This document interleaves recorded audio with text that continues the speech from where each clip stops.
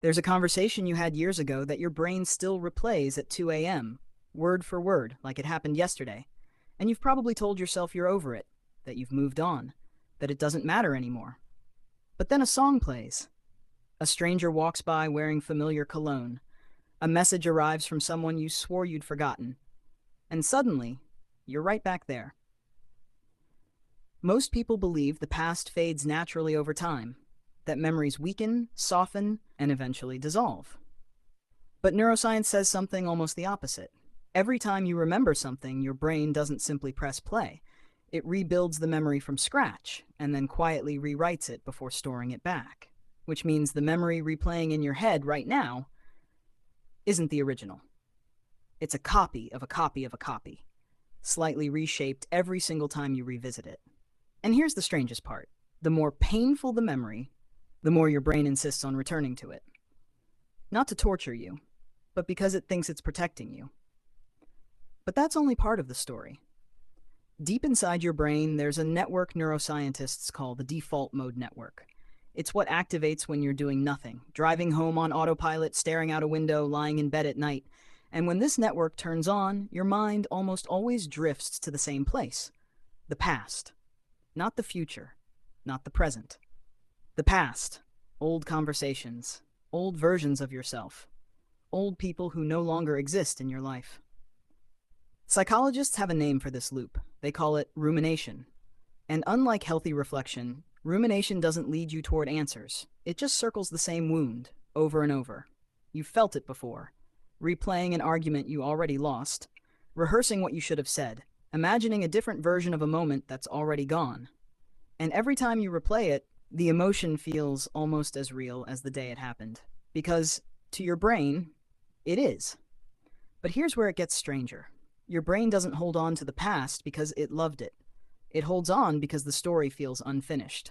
Psychologists call this the Zeigarnik Effect, the mind's relentless tendency to remember unfinished things far more intensely than completed ones. A finished conversation drifts away, but an unfinished one?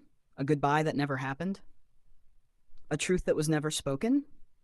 Your brain files it as urgent and keeps knocking on the door until you answer. Most people never realize what happens next. Over time, the brain starts to confuse familiarity with meaning. The people who hurt you feel important, not because they were right for you, but because your nervous system memorized them. Attachment researchers have found that our earliest emotional patterns quietly shape who we cling to as adults. Not because we want to, because it feels familiar, and the brain often mistakes familiar for safe. Which is why you can miss someone who wasn't good for you, why you can grieve a version of yourself that no longer exists, why you can mourn a future that was never even real. But the real reason your brain can't let go is much deeper than nostalgia. Your identity is built on memory.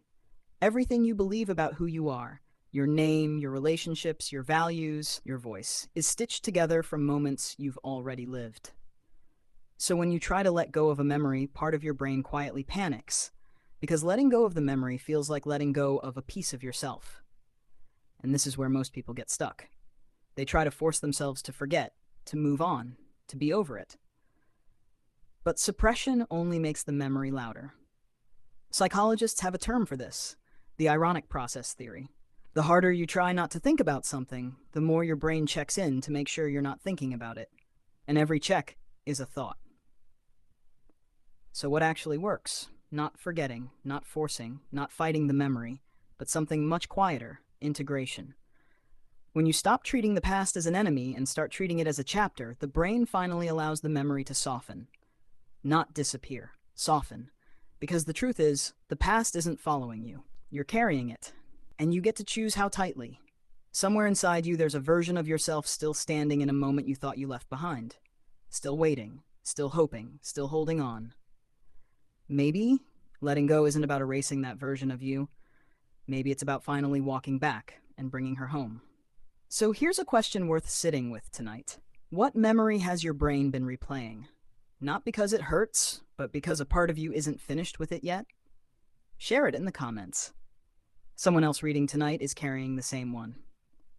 If this video reached somewhere quiet inside you, consider subscribing.